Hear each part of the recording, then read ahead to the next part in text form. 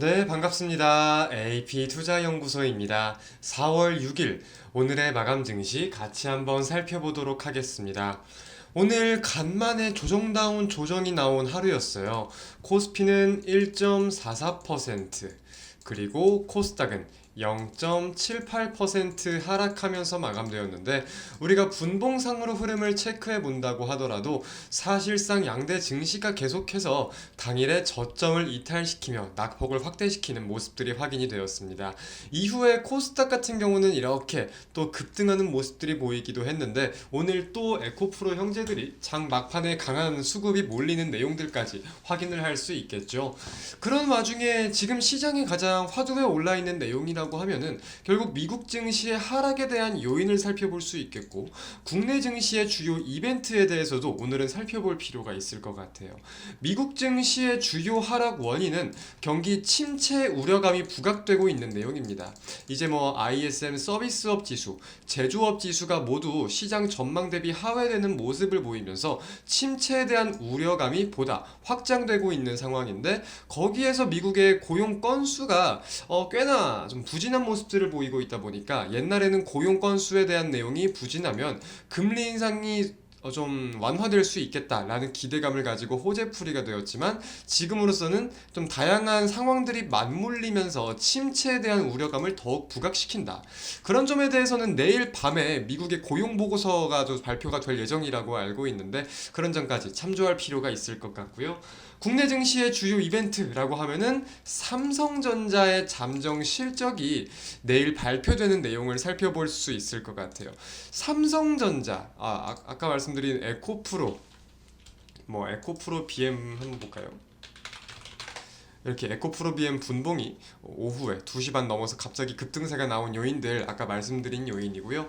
삼성전자 같은 경우는 오늘 2.50% 하락 마감했습니다.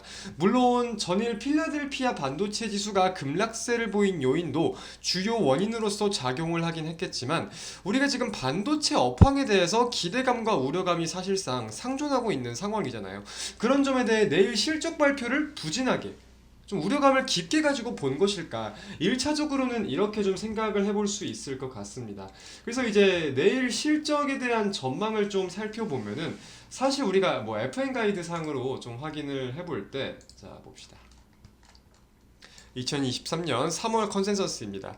매출액은 전년 동기 대비 17.46% 하향 전망이지만, 영업이익이 92.92%, 당기순이익이 86.69%, 굉장히 큰 폭의 하락을 시장이 예상하고 있는 상황이에요. 그래서 어느 정도 물론 반영이 되어 있는 것도 맞는 상황이겠죠. 근데 거기서 우리가 좀 특이하다라고 느낄 수 있는 부분들이 어떤 부분이 있냐면, 지금 삼성전자의 외국인 보유 비중을 보면은 51.09%라고 합니다. 4월 5일 기준이에요. 어제 기준이죠.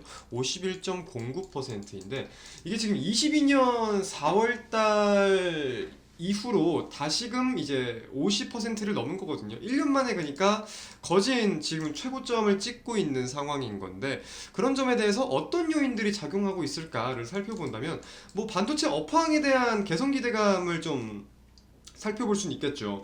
디램과 낸드 가격이 계속해서 최악을 지니고 있었지만 이제는 점차 반등할 수 있다는 기대감, 3분기부터는 좀 확실하게 올라오는 게 보일 것이다, 이런 기대감이 유입이 되고 있다 보니까, 그런 점들에 대해서 우리가 첫 번째로 살펴볼 수 있을 것 같고요.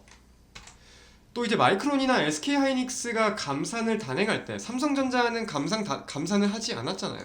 그런 부분들에 대해서 업황이 빠르게 올라온다고 하면은 삼성전자의 수혜는 가장 빠르게 보일 것이다 라는 점에서, 삼성전자의 매력 포인트도 한 개 좀 찝을 수 있지 않을까 라고 어느 정도 판단을 하고 있습니다. 자, 그리고 아까 서비스업 지수나 경기에 대해서 말씀을 드렸는데, 중국 같은 경우는 또 상반되는 모습들이 보였어요. 3월 차이신, 그냥 민간 서비스업 PMI 지수를 좀 살펴보면은 57.8이 나왔습니다. 이게 원래 기준선이 50입니다. 이제 제가 말씀을 몇 차례 드려가지고 다들 인지를 하고 계실 거라고 판단이 들어요. 그런 점에 대해서 시장의 예상치도 55였고, 애초에 기준선을 상회할 거라고 생각은 했던 거예요. 근데 55보다 대폭 상회한 57.8로 발표가 되니까 지금 3개월 연속 경기 확장 국면이 이어지고 있는 거거든요. 그런 점에 대해서 중국 같은 경우는 경기에 대한 기대감이 좀 지속이 되고 있기도 하다.